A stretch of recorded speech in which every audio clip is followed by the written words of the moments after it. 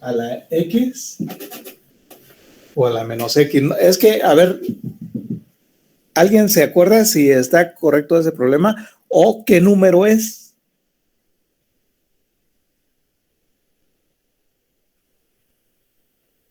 Sí, sí, recuerdo que era un exponencial. Pero no sé qué número. Debe ser par, ¿no?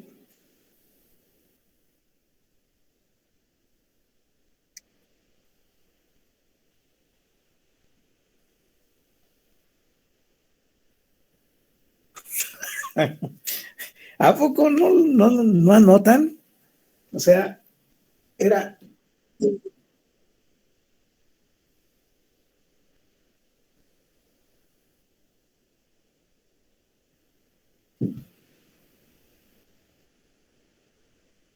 que sea un múltiplo.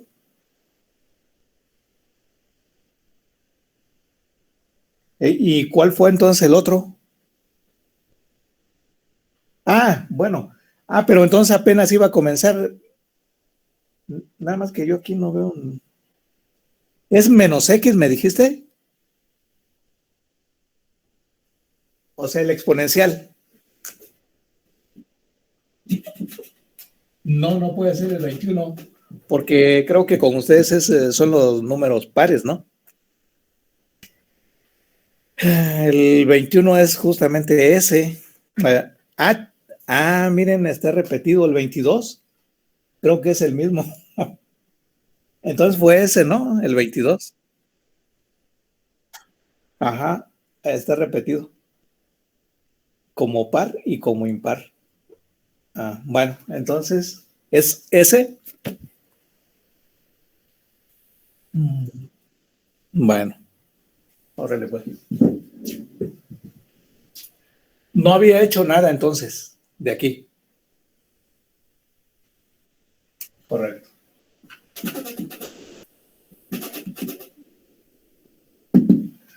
Bueno, entonces vamos a obtener las derivadas, ¿no? La primera y la segunda.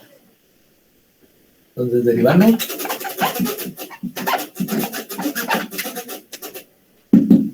me quedaría lo siguiente: f' de x va a ser igual. Es el primero por la derivada del segundo, y la derivada de esto viene siendo un menos 1, así que me quedaría menos x por e a la menos x.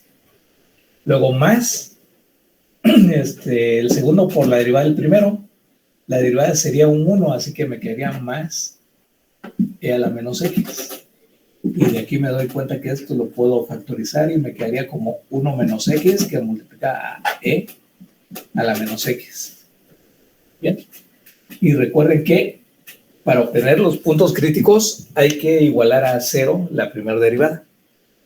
Entonces, igualando a 0, me quedaría, fijándome únicamente en la última igualdad, que este producto está igualado a 0, lo cual implica que para que se anule este producto se requiere que alguno de los factores, o ambos, sean 0. ¿Sí? Sin embargo, el exponencial nunca se anula. Bueno, de hecho se anula, se hace 0, pero en menos infinito. O sea, cuando la x tomase aquí infinito, ¿no? Para que quedase negativo. Solo ahí. Pero infinito no es un número, es un símbolo. Así que lo descartamos y únicamente igualamos a 0 y de aquí despejamos del polinomio, ¿no? Que en este caso es una ecuación de primer grado. Entonces, ¿de dónde obtenemos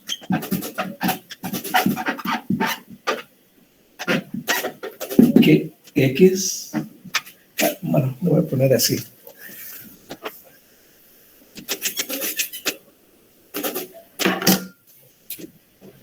uno menos x igual con 0 implicaría que la x toma el valor de 1. Bueno, ahí está. Ya sé que es un punto crítico, pero desconozco si es un máximo o un mínimo. Para ello, hago uso de la segunda derivada. Así que derivando nuevamente.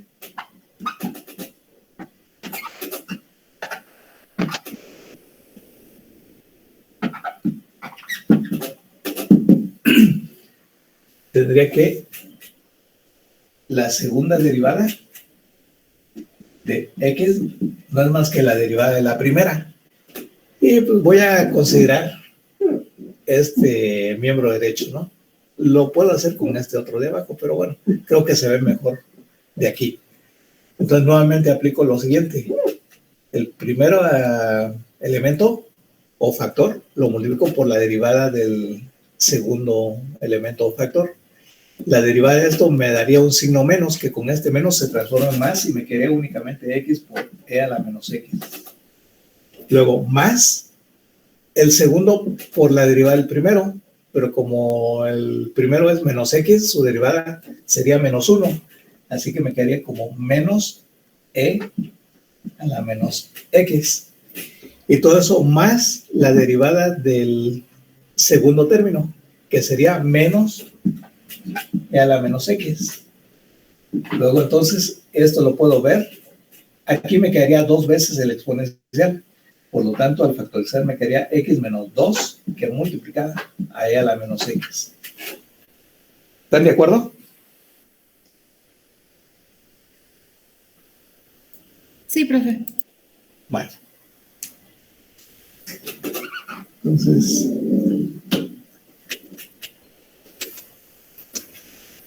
en consecuencia, miren aquí, déjenme, a este le voy a poner un 1 y a este un 2. En consecuencia, sustituyendo 1 en 2, 1 en 2, me quedaría que la segunda derivada evaluada en el valor 1 de x va a ser igual a 1 menos 2, me quedaría como menos e.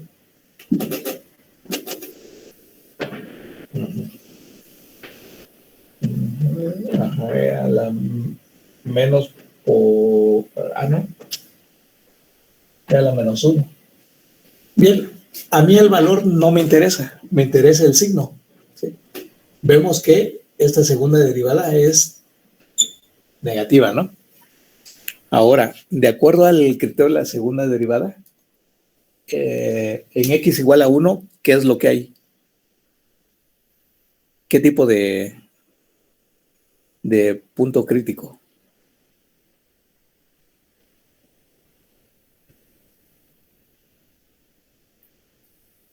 Un máximo, ¿no?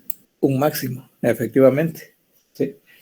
Recuerden que para que exista un punto máximo en un determinado valor, se requiere que la primera derivada sea igual a 0 y la segunda derivada sea negativa, ¿sí? Evaluada en ese punto.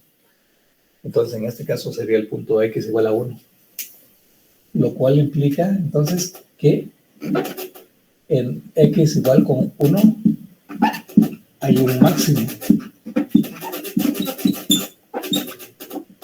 Bueno, hay un máximo. Además, recuerden que de aquí inmediatamente también tendríamos lo siguiente. Asimismo,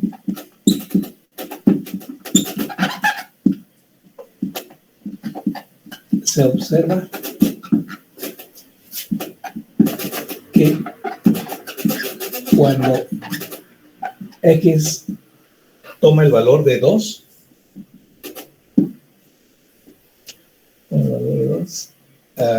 f, en la segunda derivada f de x, se anula.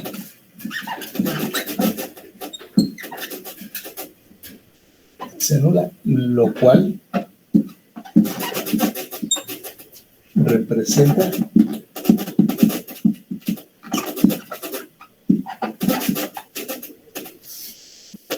que en x igual a 2, ¿qué tipo de punto se tiene?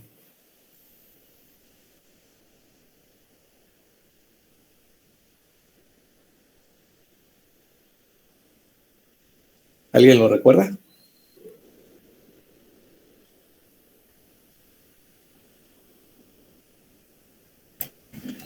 Ahora se va a tener que evaluar en dos, en la segunda derivada. Sí, pero recuerden qué es lo que se obtenía cuando la segunda derivada se anulaba, o cuál era la posibilidad que existía de obtener cierto punto. ¿Cómo se llama ese punto?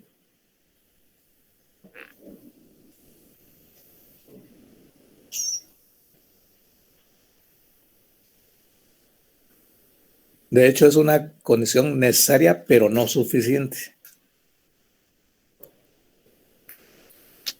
¿Es decreciente? No.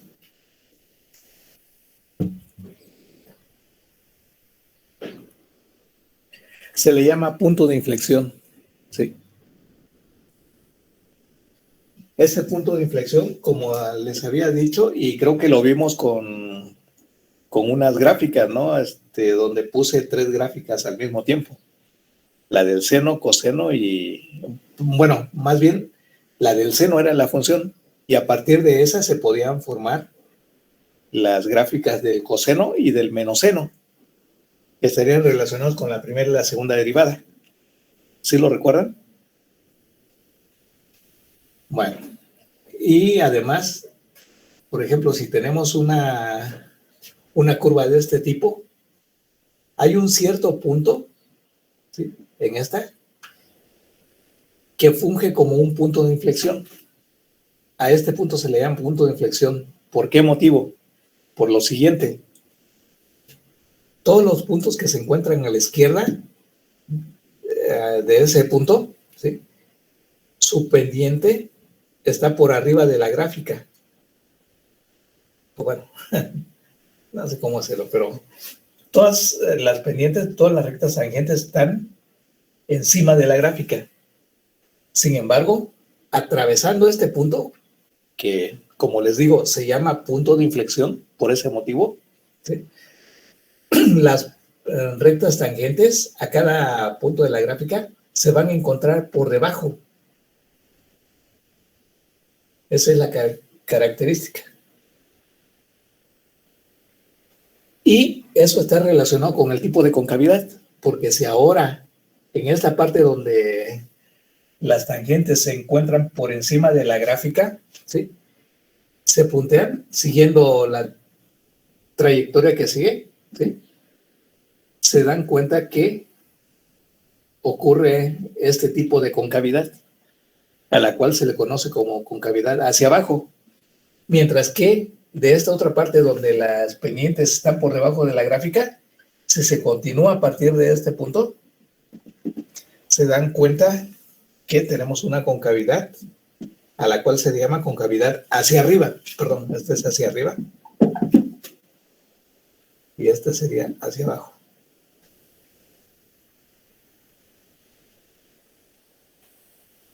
Sí se lo dije la vez anterior, ¿no? O ya no recuerdan que les hice esa gráfica del seno con las pendientes, tanto para la primera como para la segunda derivada. Sí, esa gráfica. Bueno, pero sí se las di, ¿no? En la graficó nada más. La graficó y la explicó. Sí, puse 3 gráficas, ¿no? Puse una recta y luego puse 3 ejes, ¿no? Ahí. Sí. La primera era la función analizada a través de sus pendientes, ¿no? Y ver cómo esas pendientes se graficaban en la que le sigue, ¿sí? Si era positiva en un momento dado, es porque estábamos en el primer cuadrante, ¿sí?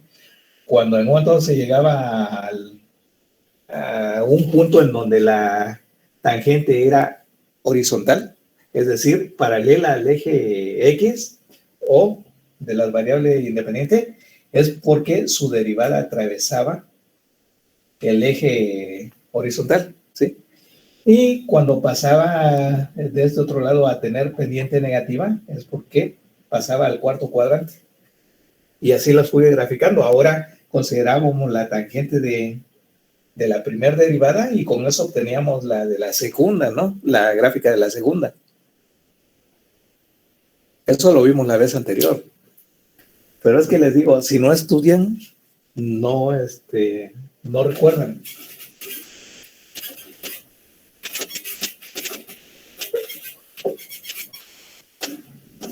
Vale. Bien, entonces, lo cual representa que en x igual a 2 hay un punto de inflexión.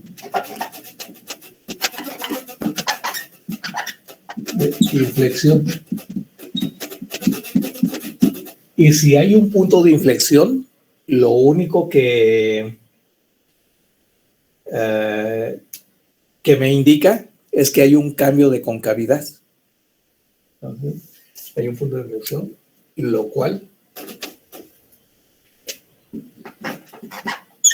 representa. No, pero es que ya puse representa, no me agrada repetir. Lo cual indica un cambio de concavidad.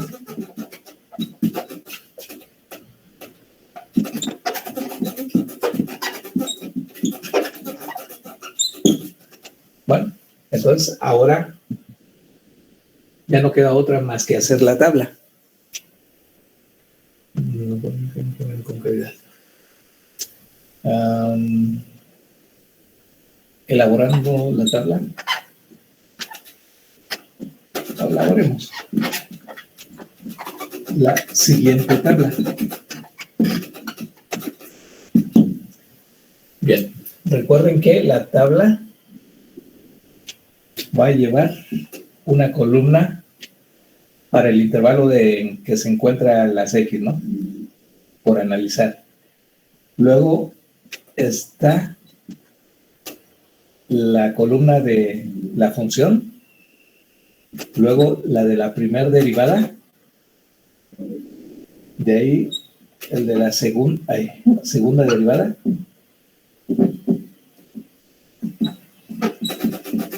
y por último observaciones, ¿no? Bueno, déjenme ver ahora cuántos renglones hay que abrir. Ajá.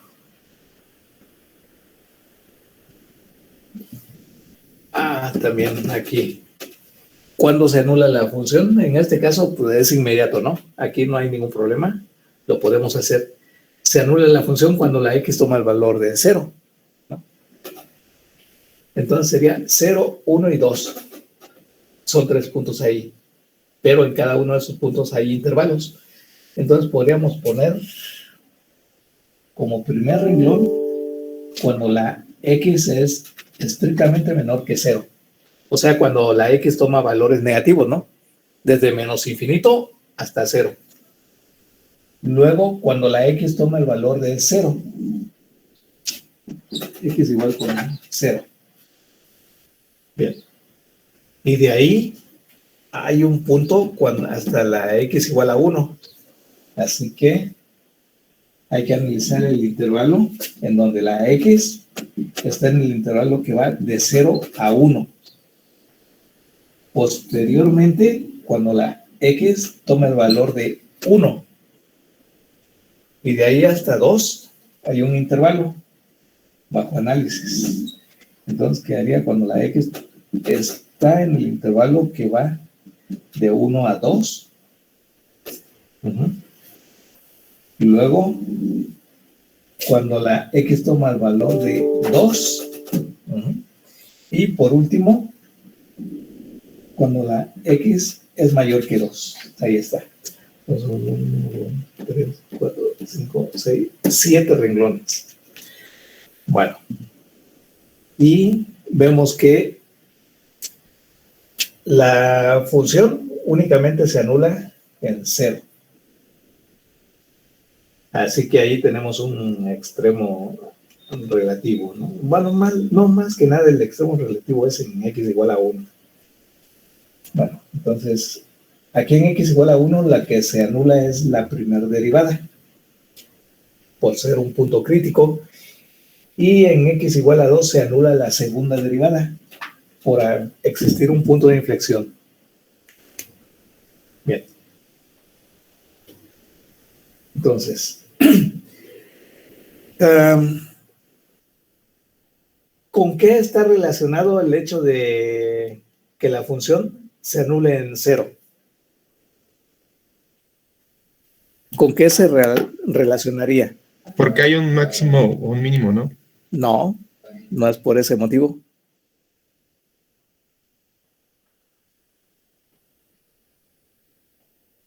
¿Alguien más? O también porque cambia de Ajá. signo. ¿Cómo? O también porque cambia de signo. Cambia de signo. ¿Quién? La curva que va de positivo a negativo o viceversa. ¿Y eso qué representaría cuando toma el valor de cero? El cambio de signo, ¿qué representaría para la función? Pues que se anula, ¿no?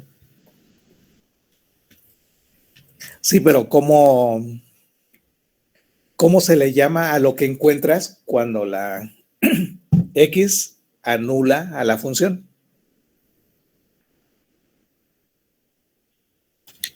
No sé. ¿No? ¿Alguien más? ¿Sí es un máximo o mínimo? No. No, lo que representa cuando la función se anula es la raíz de la función, ¿sí? Efectivamente, está relacionado con un cambio de signo, pero recuerden que exactamente cuando se anula, no solo representa ese cambio de signo, sino que está representando la obtención de una raíz para la función. Luego, ¿qué representa el hecho de que la primer derivada se anule o con qué está relacionado?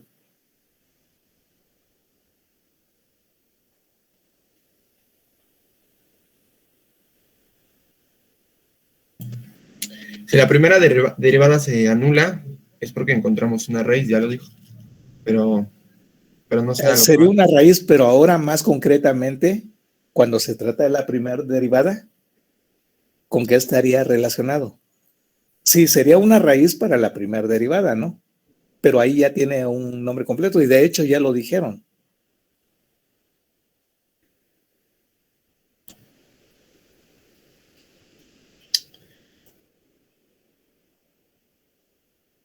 Pues estaría relacionado o con un punto máximo o con uno mínimo, ¿sí?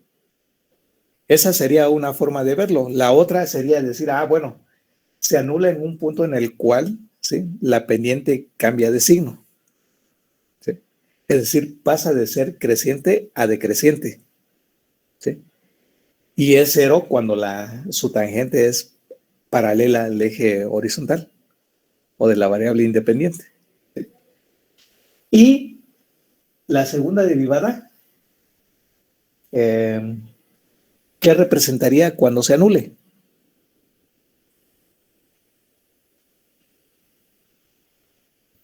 Un punto de inflexión. Un punto de inflexión, efectivamente, ¿sí? O lo que es lo mismo, un cambio de concavidad. ¿Sí? Pero entonces, Ajá. para la primera es la raíz. Mira, Cero en primera derivada son máximos y mínimos. Y cuando da cero en la segunda derivada ya es un punto de inflexión.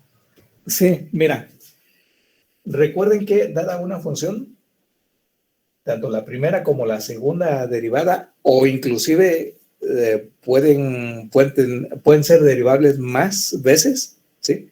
Siempre van a representar la raíz de la función correspondiente, ¿sí? Es decir, cuando la f de x se anula en algún punto, representa una raíz.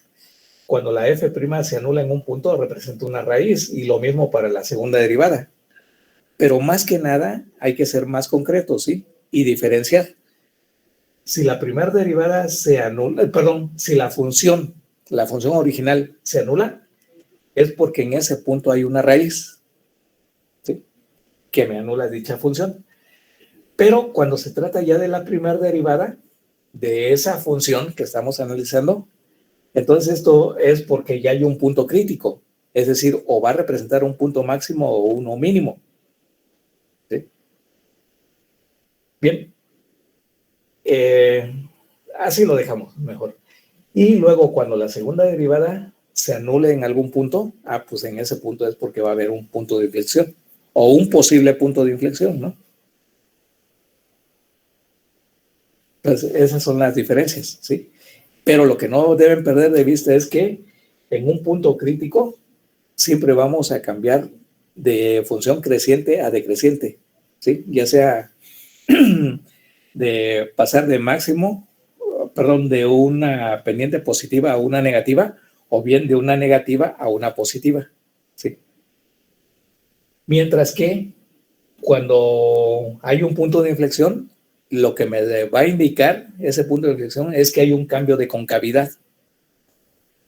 Pasa de ser positiva, concavidad hacia abajo a concavidad hacia arriba, o viceversa, ¿no? De arriba hacia abajo. Bueno, entonces esto lo digo para poder llenar la tablita, ¿no? Y poderle aquí en las observaciones. Bien, entonces vamos a ver, aquí está.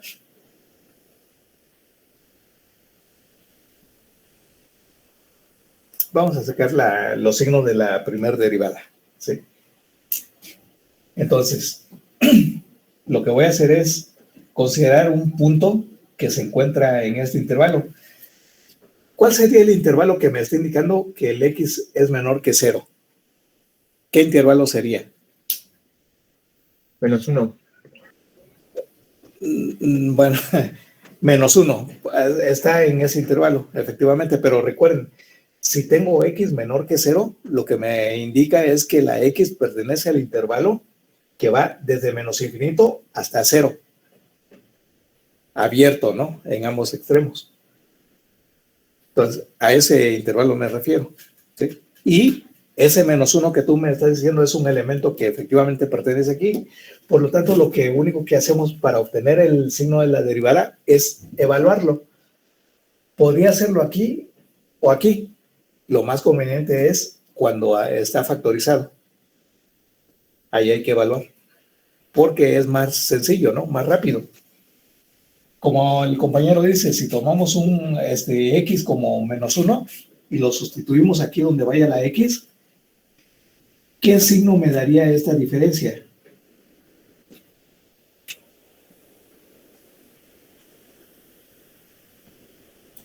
Positivo. Positivo, efectivamente. Y ahora hay que tomar en cuenta el exponencial, ¿sí? Y una de las cosas que deben saber es justamente cuál es la gráfica generalmente de las funciones más elementales. Por ejemplo, ustedes deben estar conscientes cuál es la... Necesito... Es que es lo malo de no tener espacio. Y es que esa tabla me va a servir. Miren, a ver, en términos generales, a ver si aquí. Lo que ustedes deben saber es la gráfica que presenta la función más elemental, que sería la de una recta, ¿sí? Que atraviesa el origen. La de una parábola, por ejemplo, en este caso, sería la de y igual a x cuadrada, ¿sí?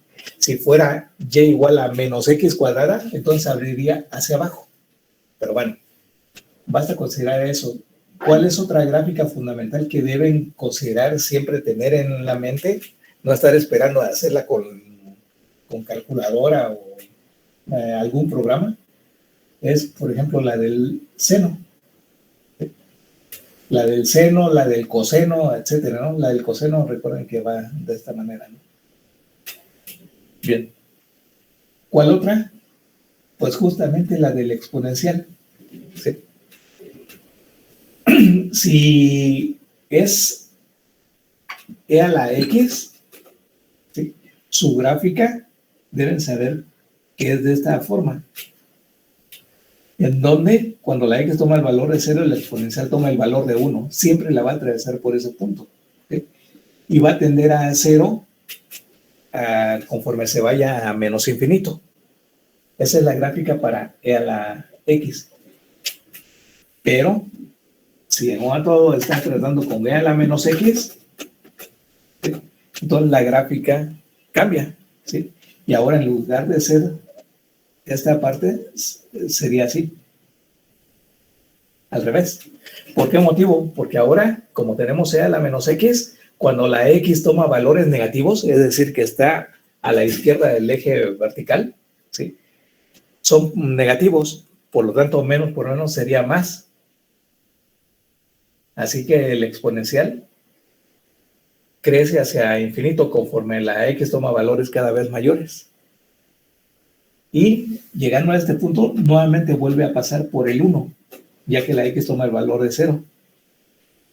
Y como aquí estaría tomando valores positivos, pero hay un signo negativo, entonces está quedando E a la menos X, así como se encontraría en esta parte. Y vemos que tiende hacia 0, en infinito positivo, ¿no? Porque le antecede un signo negativo. O sea, como que si esto se girara 180 grados, la función original, ¿no? Que sería esta. Entonces eso es lo que siempre deben recordar. Pero en ambos exponenciales, ya sea que esté precedido de un signo positivo o de uno negativo, siempre el exponencial va a presentar valores positivos. Nunca va a atravesar el eje horizontal, a eso me refiero. Así que tenemos un número positivo. Por un número positivo, por regla de signos, eso es positivo.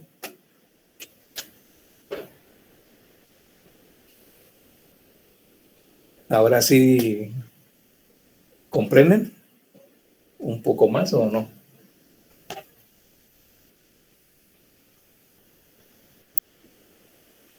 Bueno. Sí, profe. Entonces, aquí lo único que me interesa es el signo, ¿no? Pero les digo, para lo que estoy haciendo, necesitan saber por qué es positivo y demás. Bueno, es positivo por sus gráficas únicamente. Bien. Entonces aquí ya sabemos que es positivo cuando toman un elemento negativo de X, ¿no? Si la X toma el valor de 0, ¿sí? Se dan cuenta que aquí sigue siendo positivo esta diferencia porque sería 1 menos 0. ¿Sí? Y ya saben que el exponencial siempre va a ser positivo. Así que positivo por positivo sigue siendo positivo. ¿Sí? Bien, pero recuerden que el signo positivo aplicado a la primera derivada, lo único que me indica es que se trata de una función creciente. Entonces aquí sería creciente. Creciente, creciente. Y por supuesto que aquí no va a cambiar de signo, ¿no? Si toman un número entre 0 y 1, podría ser un medio, ¿sí? Aquí quedaría 1 menos un medio, sigue siendo positivo. Por positivo, es positivo. Y puedo decir que sigue la función siendo creciente. Bien. Llega a este punto que ya sabemos que es un punto crítico porque surge de anularse la primera derivada. Y ya sabemos también qué tipo de punto crítico tenemos aquí. Aquí se vio que en x igual a 1 hay un máximo. Así que lo puedo poner acá. Y ahorita, con el cambio de signo, me puedo dar cuenta o reafirmar más bien ese punto crítico. ¿Sí? Por ejemplo, si ahora yo tomo un x entre 1 y 2, podría ser 3 medios, ¿sí? Me doy cuenta que al introducir aquí el valor de 3 medios, me quedaría 1 menos 3 medios, me da menos 0.5. Ahí ya surgió el signo negativo. Multiplicado por que siempre va a ser positivo, entonces sigue siendo negativo. Así que puedo decir que aquí la función es decreciente. Decreciente. Y confirmo esto que surgió por el criterio de la segunda derivada. Efectivamente, estoy pasando de un signo positivo, o sea, pendiente positiva, a pendiente negativa. Pues entonces estamos tratando con un máximo, que es lo que me indicó la segunda derivada, el criterio de la segunda derivada. Bien. Siguiendo adelante, cuando el x toma el valor de 2, aquí me quedaría 1 menos 2, sigue siendo negativo. Por positivo me da negativo. Nuevamente es decreciente. Y por último, cuando x toma un valor mayor que 2, entonces para cualquier valor mayor que 2, como 3, por ejemplo, aquí me quedaría negativo. Negativo por positivo es negativo, es decreciente. Bien, entonces ya tengo lo correspondiente a lo que me pide el problema, ¿no? En qué intervalos la función es creciente y en cuáles es decreciente. Ahí están. Desde menos infinito hasta 1, ¿sí? Sin considerar el 1, por supuesto, la función es creciente. Llega a perdón. Ah, no, creo que fue. Bueno, llega a este punto y ya sabemos que ahí la pendiente se vuelve paralela al eje de la variable independiente, ¿sí? Es decir, tiene una pendiente 0, ¿sí? Y cambia de signo a decreciente, empieza a crecer. Eso con respecto a la primera derivada. Ahora vámonos a la segunda derivada, que recuerden, la segunda derivada me indica la concavidad. Bien, entonces ahora con la segunda derivada. Nuevamente empezamos aquí con una x menor, estrictamente menor que 0. Podría ser, por ejemplo, menos 1. ¿Sí? Si lo sustituimos aquí me quedaría menos 1, menos 2, me da menos 3. Ah, bueno, es signo negativo. Por positivo es negativo. ¿Sí? Luego, nos vamos con x igual a 0. Si sustituimos aquí x igual a 0, me darían un número negativo. Si yo considero ahora un número entre 0 y 1, como por ejemplo un medio, aquí me caería un medio menos 2, me da menos 3 medios, o sea, un número negativo. Si consideramos x igual a 1, la diferencia sigue siendo negativa. ¿Sí? Y un número entre 1 y 2, como por ejemplo 3 medios, me quedaría 3 medios menos 2, me daría negativo. ¿Sí? Pues bien, debido a que la segunda derivada toma valores negativos aquí, ¿eso qué implica con respecto a la concavidad? ¿Es concavidad hacia arriba o hacia abajo? Hacia abajo. Hacia abajo, efectivamente. Entonces sería creciente y concavidad. ¿Cómo le ponen? Déjenme utilizar la notación que ponen aquí por... Ajá. Es car es para arriba y cap para abajo. Entonces sería aquí cap para poner que es concavidad hacia abajo. Concavidad hacia abajo, concavidad hacia abajo. Hacia abajo nada más. No, todavía aquí en esta. Concavidad hacia abajo. Bien. Entonces ya sabemos que en x igual a 2 hay un cambio de concavidad, ya que se anuló la segunda derivada, ¿sí? Y por lo tanto, ahora si sustituimos un número mayor que 2, como por ejemplo 3 en adelante, ¿sí? Aquí me doy cuenta que esta diferencia sería positiva, ¿sí?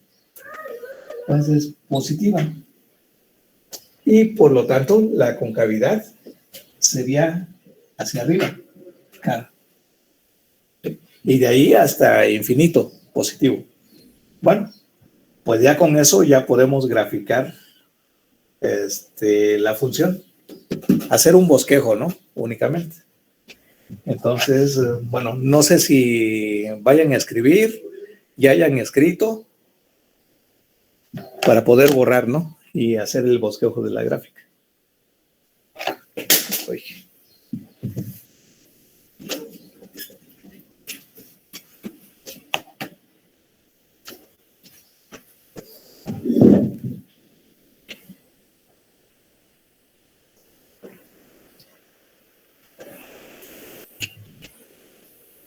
Ustedes me indican, cuando quieran que borre para proseguir.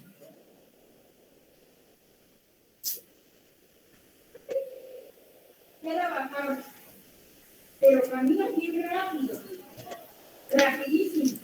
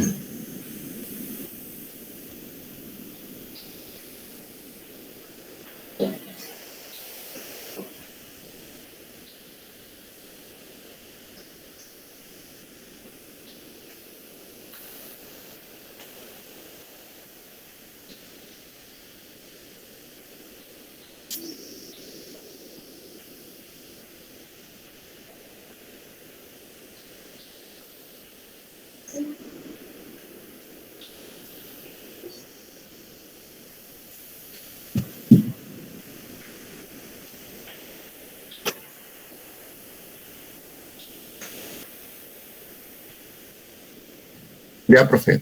Bien.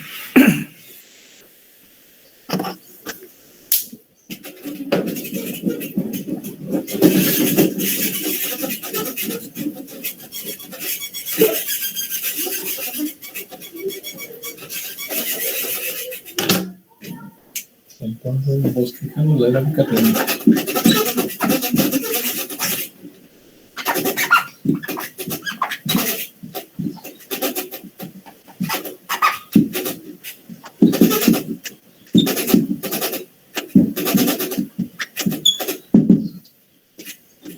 Bueno, entonces pongo mi sistema de ejes. Los números son el 0, la coordenada 0, 0. Luego, cuando la x toma el valor de 1, recuerden que la función f de x era igual a x por e a la menos x. Así que para poner aquí, me quedaría cuando la x toma el valor de 1, aquí me quedaría 1 y aquí e a la menos 1. E a la menos 1 y por lo tanto lo puedo ver como 1 sobre e. Y en 2. En 2. 2 por qué e a la menos 2 o 2 sobre e a la del cuadrado. Bien. Entonces, más o menos para sacarlo, ¿no? Entonces, aquí quedaría 1, x es igual a 1, y aquí x es igual a 2. Son los números que tengo. Ahora, aquí en 0 no hay ningún problema. En 1 vale 1 sobre e. 1 sobre a, aquí tengo mi calculadora. Es 1 entre 2.718, 28, 18, etcétera. Bien. Es aproximadamente como 0.378. No, es punto, sí, 0.3678. Si esto es un 1, entonces este sería la mitad y como por aquí estaría un número pequeño. Bien, pero pues aquí. No, y ese ni se diga, está más pequeño todavía. Entonces, 2 entre 2.718, 28 al cuadrado. Ajá, 0.27. Entonces todavía es menor.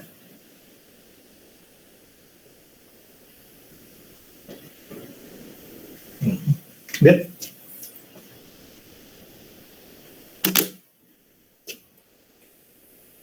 Bueno, Entonces, ahora tendríamos lo siguiente, perdón, este punto no, aquí no va. Tampoco.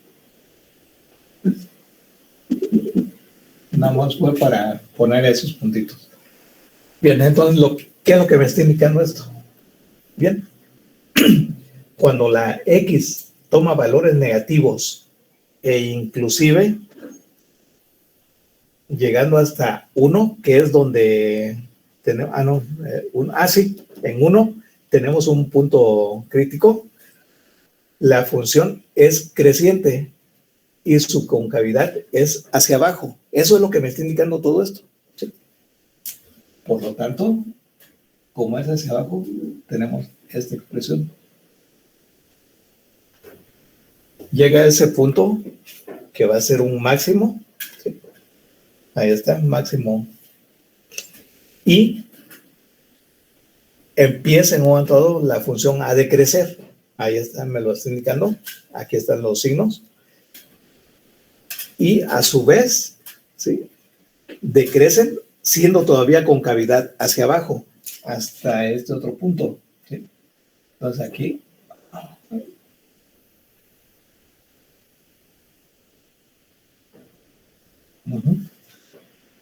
llega hasta ese punto y al rebasarlo, ¿sí?, la función desde un punto de vista de la primera derivada sigue siendo decreciente, o sea, va hacia abajo, pero el hecho de que la segunda derivada cambie de signo pasa a ser positivo rebasando ese punto, es decir, el x igual a 2, 2 sobre e al cuadrado. Lo que me está indicando es que su concavidad ahora empieza a abrir hacia arriba, pero sigue bajando debido a la primera derivada, ¿sí? Entonces lo que hace es cambiar de aquí y hace esto. Empieza pues la pendiente a estar por debajo de la gráfica, mientras que aquí estaba por arriba. A eso se refiere el punto de inflexión. Entonces, más o menos esa viene siendo la gráfica.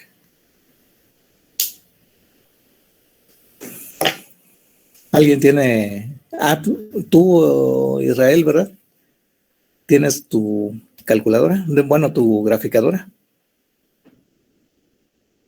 A ver, ¿puedes enseñarnos la gráfica de la función x por e a la menos x, por favor?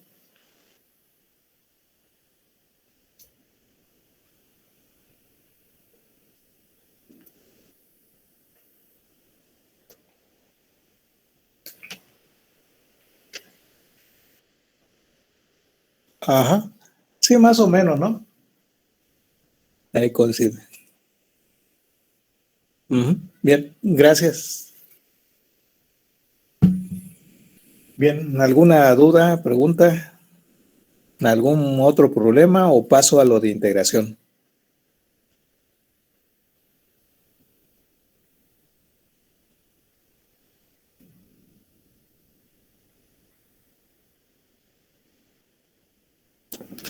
Con integración. Bueno, ya un compañero quiere integración. ¿Todos están de acuerdo? Sí, profe. Órale. Correcto. Vámonos acá a borrar.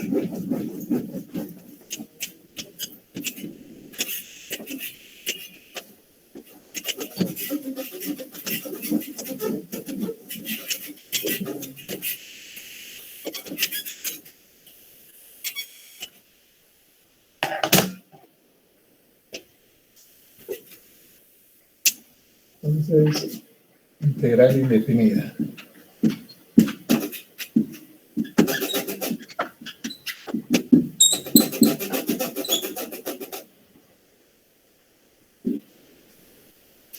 Bueno, vamos a empezar de una definición.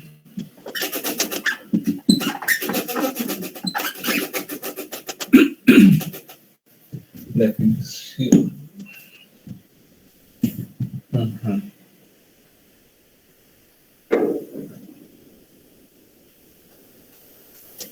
Sea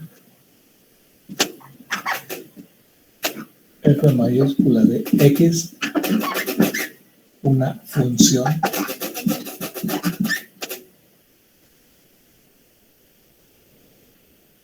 continua. Le vamos a poner.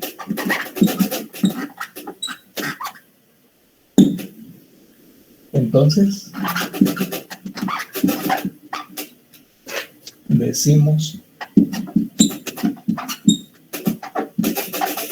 que f mayúscula de x es una primitiva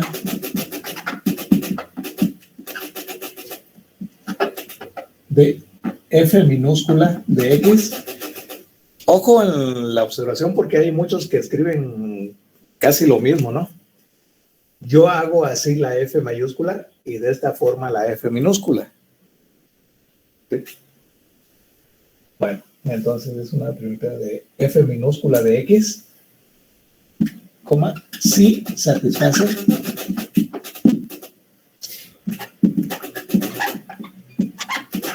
que la derivada de f mayúscula sea igual a f de x. ¿Sí? Entonces, de esa manera podemos diferenciar las funciones, ¿no? Una va a ser mayúscula, la otra minúscula, y la mayúscula es a la que se le considera la primitiva, siempre y cuando se cumpla esta igualdad. Bien. La cuestión es ver si en un momento dado son únicas o no. Entonces, para ello, tendríamos lo siguiente. Teorema.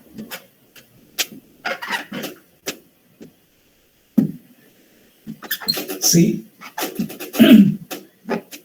f sub 1 de x y f sub 2 de x son primitivas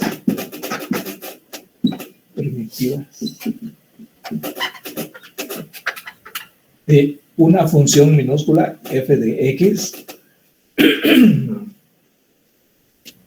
entonces la diferencia de f sub 1 menos f, bueno, lo voy a poner como f sub 1 de x para que no haya duda alguna, x menos f sub 2 de x debe ser igual a una constante. Así. Es una constante.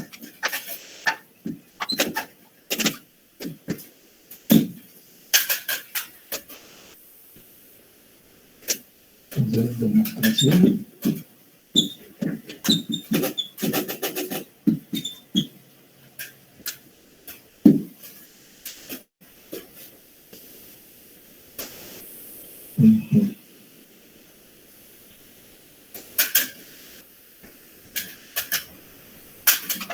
A ver, si yo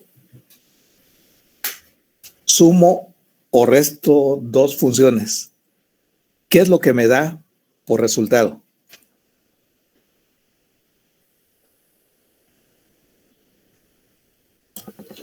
Otra función. Otra función, efectivamente. Entonces,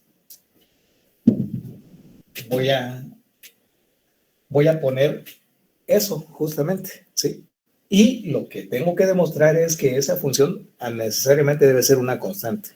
A eso se reduce todo. Sabemos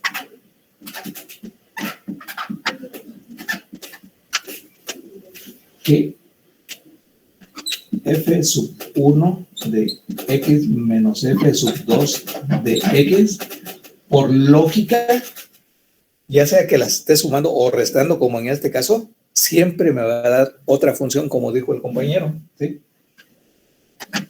Le voy a poner phi de x, ¿sí? Y voy a demostrar que efectivamente esto tiene que ser una función. Para eso, es sencillo, ¿no? Porque nada más aprovecho la hipótesis y la definición de lo que es una primitiva. Pero hay algo que no se los he enseñado, pero porque no lo marca ni el temario, ¿no? Y además no da tiempo. Bueno, ¿para qué me quejo, verdad? Siempre lo hago. Entonces,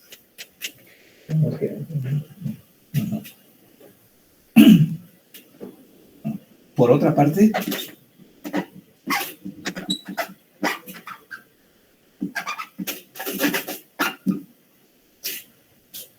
por hipótesis,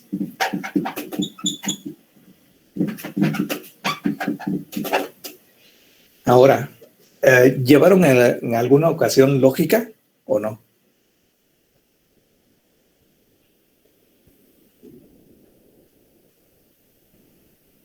¿Nadie llevó lógica? ¿Lógica matemática? ¿Filosofía, que tal vez ahí hayan incluido algo de lógica? ¿No? Bueno. Miren, esto que tengo aquí es de la forma A implica B. A lo que tenemos aquí se le conoce como hipótesis. ¿Sí? Y esto es la conclusión a lo que debo llegar. ¿Sí? Entonces, es muy importante saber que aquí casi es directo el problema, pero no siempre. Bueno, entonces aquí va a ser directo. Por otra parte, por hipótesis, tenemos que f sub 1 de x y f sub 2 de x mayúsculas son primitivas. Primitivas de f minúscula. Hijos, pero bueno, ahora voy a utilizar acá.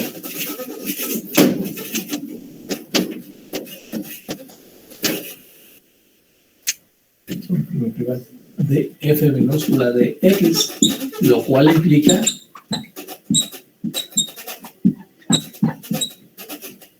que los puntos, por definición de primitiva, aplico esto.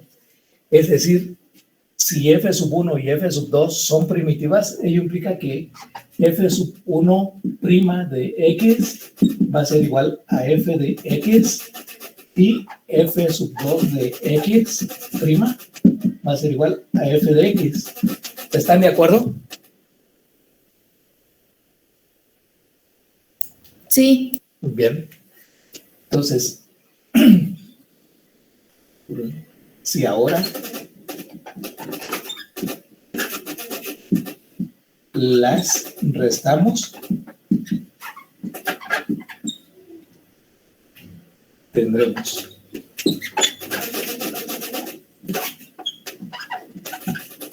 que f sub 1' de x menos f sub 2' de x. O sea, a la primera le estoy restando la segunda. Esto sería igual. Y aquí me quedaría f de x menos f de x. Como es la misma, esto me da 0. No hay ningún problema hasta ahí. Ninguna. Bueno. Entonces, si ahora lo resolvemos, tenemos esto. Sin embargo,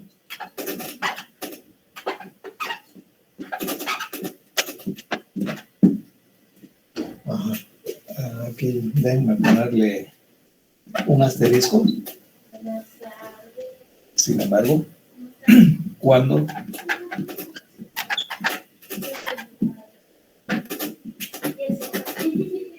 aplicamos el operador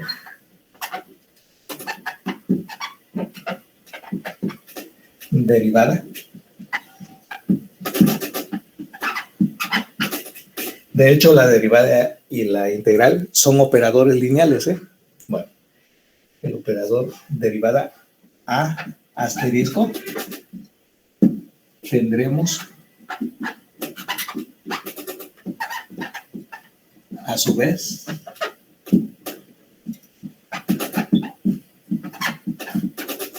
que lo que obtendríamos sería f'.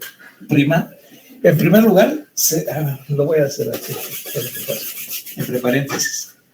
Sería f sub 1 de x menos f sub 2 de x. Por un corchete mejor. De x va a ser igual. Y nuevamente les recuerdo, la derivada es un operador lineal, así que cumple con las reglas de lo que se ve en álgebra lineal, de lo que es justamente el principio de superposición o simple y sencillamente lo que es un operador lineal. Es decir, que la derivada de una suma es la suma de las derivadas, ya sea suma o diferencia, ¿no? Como en este caso. Sí, no habría ningún problema. Aquí tendría f' sub 1 de x menos f sub 2' de x. Pero si estoy derivando un miembro, tengo que derivar el otro. Esto debe ser igual a phi' de x. ¿Sí? ¿Creen que ya terminé o no?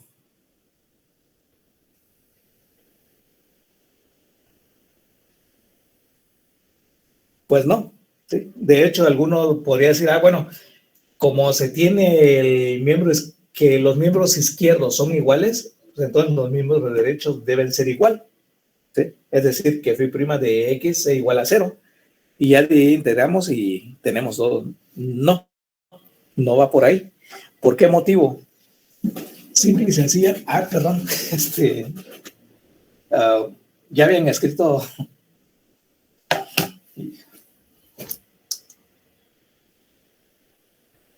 De mi parte ya, profe. Bueno, entonces yo creo que los demás tampoco hay problema ya para que borre.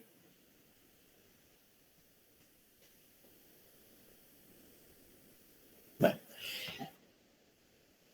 Correcto. Miren, no es así nada más como les decía, ¿sí? Y ya integro y demás. ¿Por qué? Porque todavía no defino nada. ¿Sí? Así que lo tenemos que sacar por algo que se tendría que ver antes de esto, que justamente es lo que une el curso de cálculo diferencial con el integral, y que son ciertos teoremas relativos justamente a la relación entre ambos procesos. Y en este caso me voy a hacer valer de uno de esos teoremas que viene, aquí ya tampoco lo voy a mostrar, ¿no? Para no hacer tan grande todo. Lo voy a enunciar y la forma de aplicarlo a esta parte, que es el teorema, algunos le conocen como teorema de Lagrange, sobre todo en los libros rusos, o teorema del valor medio, ¿sí? Como lo conocen la mayoría de los libros, ¿no? Que son de Estados Unidos. Entonces, tendrían lo siguiente. Aquí. A ver, entonces, ahora.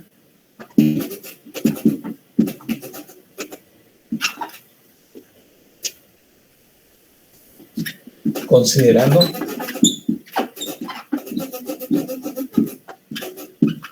el teorema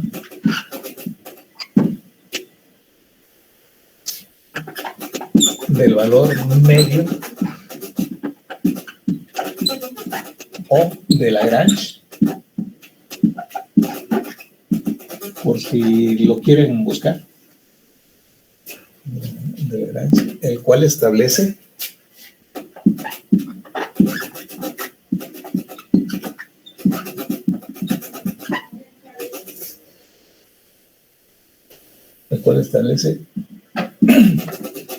que si una función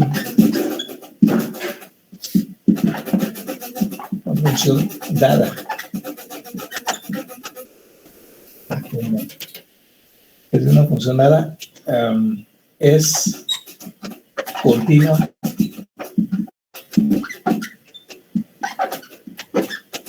en un intervalo cerrado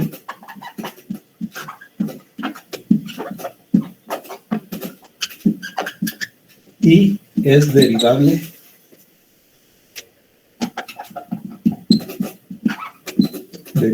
en el abierto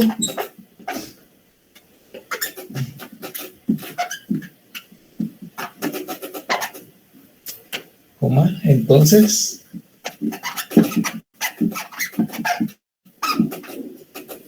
existirá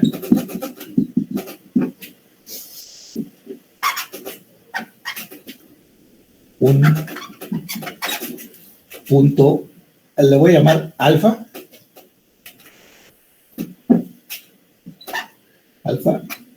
perteneciente al intervalo cerrado a coma B. O sea, a este intervalo me estoy refiriendo aquí cuando pongo intervalo cerrado y derivable en el abierto, ¿no? El abierto de esto. ¿Cuál es la diferencia entre cerrado y abierto en cuanto a la notación? ¿Alguien lo sabe?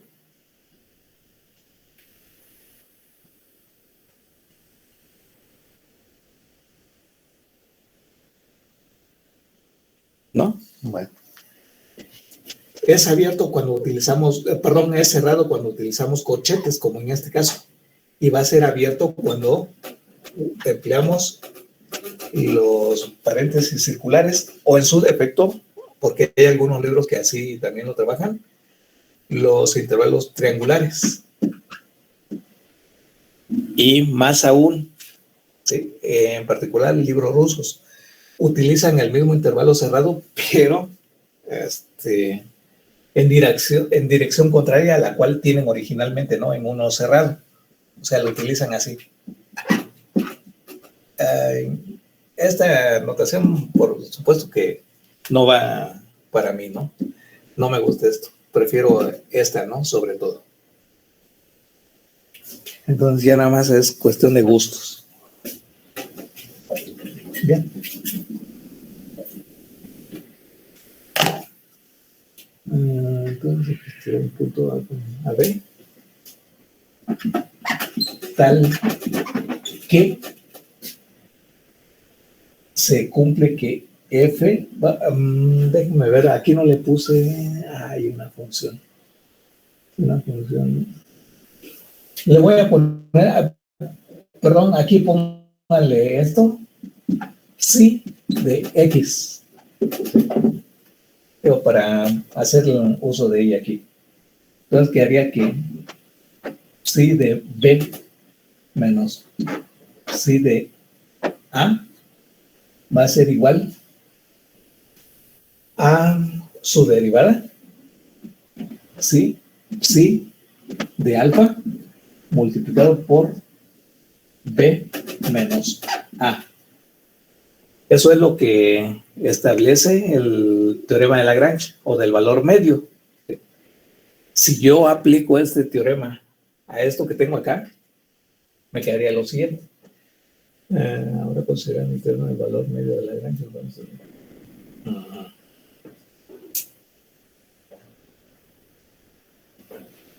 Así tenemos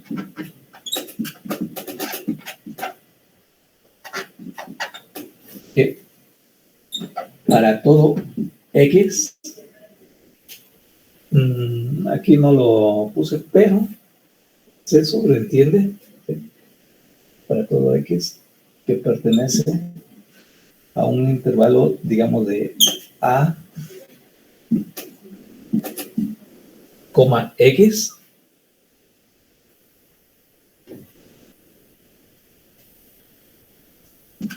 existirá y puedo seguir utilizando el alfa, no hay ningún problema. Alfa que va a pertenecer al intervalo A, X, tal que, como la función que estoy analizando es la de phi, ¿sí? Me quedaría lo siguiente, que f sub 1 de x menos f sub 2 de x va a ser igual a phi prima de alfa multiplicado por x, x menos, perdón, aquí cambiando, ¿no? Aumento, bien, es x y aquí tengo mi expresión a. No, pero sí lo puedo dejar así. Claro, es la x que corresponde a ambos, x menos a. ¿Sí? Se lo puede ver de esa manera. ¿Sí? Y ahora, ¿de qué? De lo cual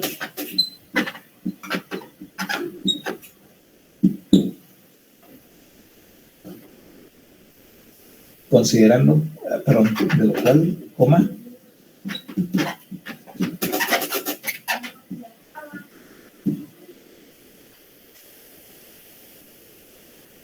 considerando que phi prima de alfa es 0,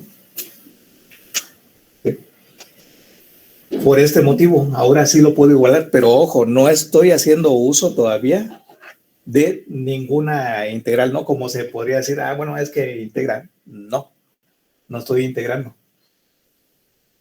Pero ahora necesito espacio. ¿Ya tienen escrito esto o todavía lo van a...?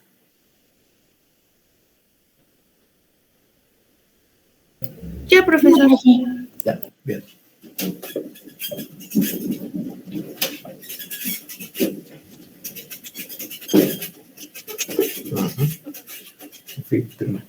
Esto es de la comparación que hacemos, esto con la expresión que estaba igualada a 0, únicamente por la cuestión de la derivación. ¿Sí? Igual a 0. Entonces, sabemos que cualquier número, como es este caso, esta diferencia, ¿sí? Multiplicado por 0, sigue siendo 0, ¿sí? Así que me estaría quedando que f sub 1 de x menos f sub 2 de x es 0. ¿Sí? Ya que recuerden que de entrada se supuso que habían dos funciones que fungían como primitivas para f minúscula. Por lo tanto, no necesariamente estas son iguales. Entonces me estaría quedando esto. Lo cual implica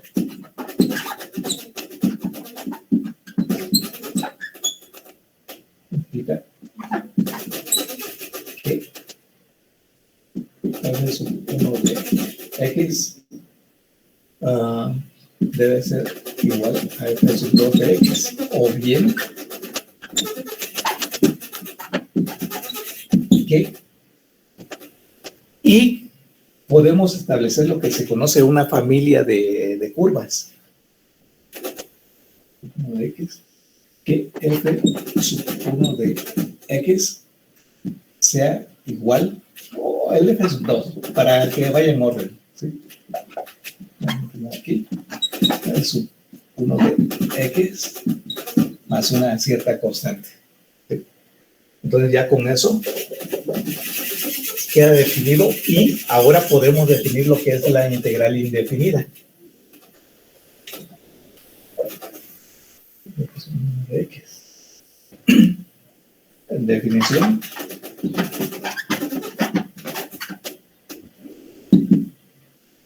déjenme ver cómo lo pongo.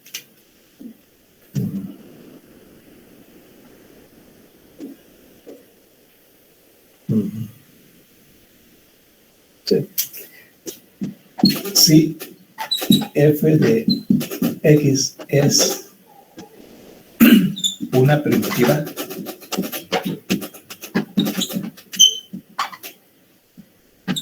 de la función f minúscula de x, entonces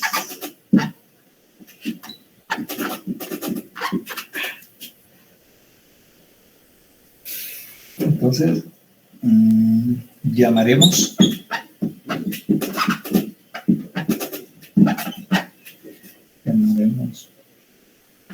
una integral indefinida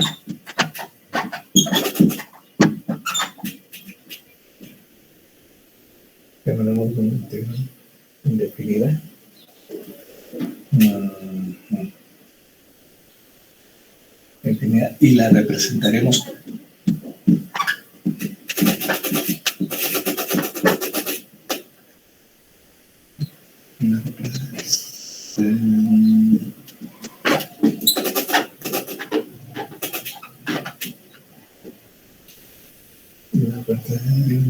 por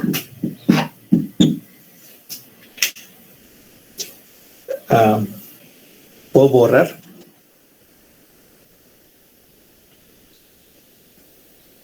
Por mí ya, profe. Ya, profesor. Correcto.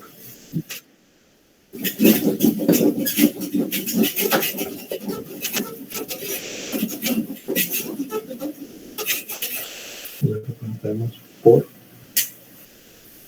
y se utiliza una S alargada, ¿no?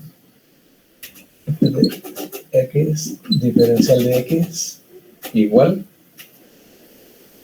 Y sería, pues será nada más la primitiva, f de X, más una constante.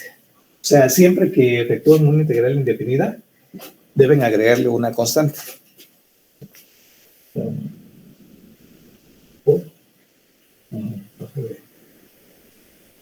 Más C.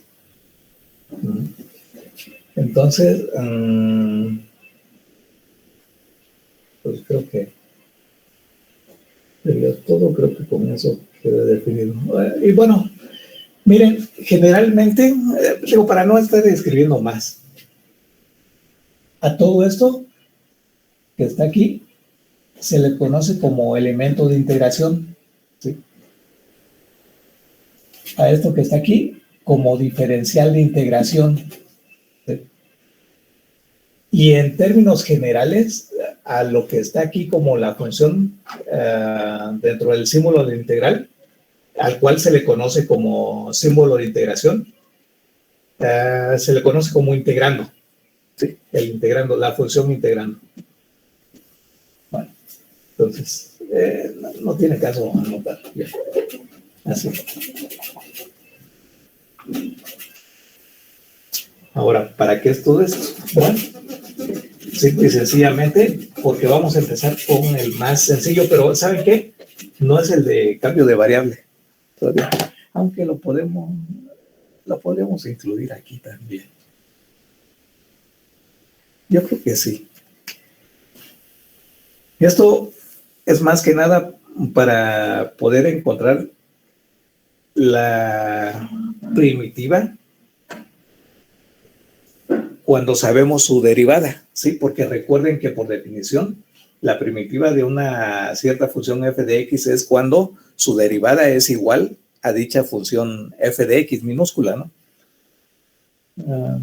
De una vez, a ver. Entonces, ¿cómo le ponen aquí? Espérenme. Es el temario. Integración por sustitución. Ajá. Sí, es el... Quería ver el...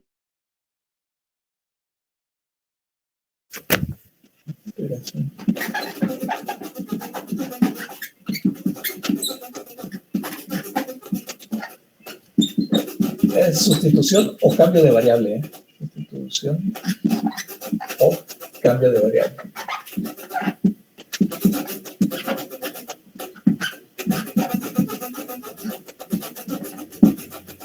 Bien, Entonces, este método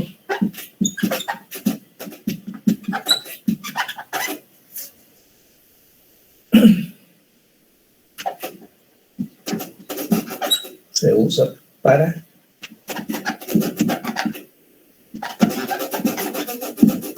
cuando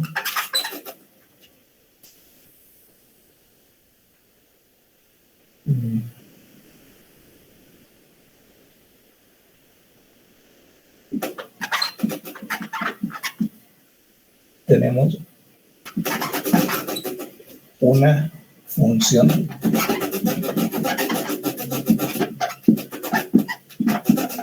compuesta de manera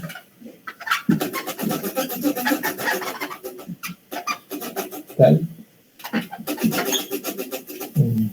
No. Voy a repetir palabras si no me gusta.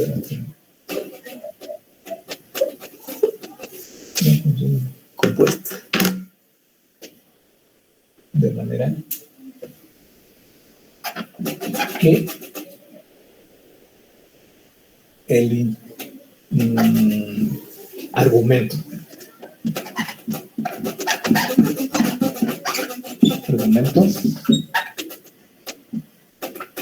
sea similar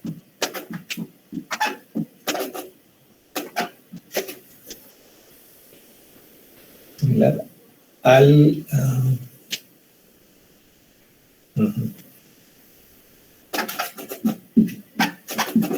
diferencial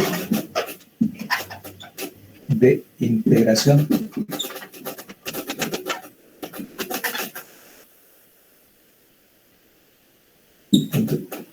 Esto es, cuando digo similar no significa igual, porque puede haber una variación únicamente en constantes, nada más. Esto es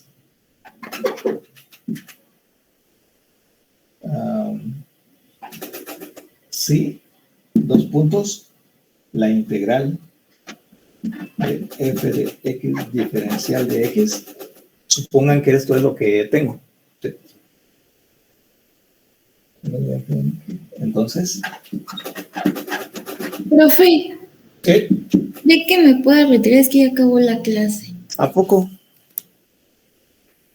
Ahí dónde está. Ah, ya. Bueno, pues, ¿tú eres la única que se retira o los demás también? Yo también, profesor.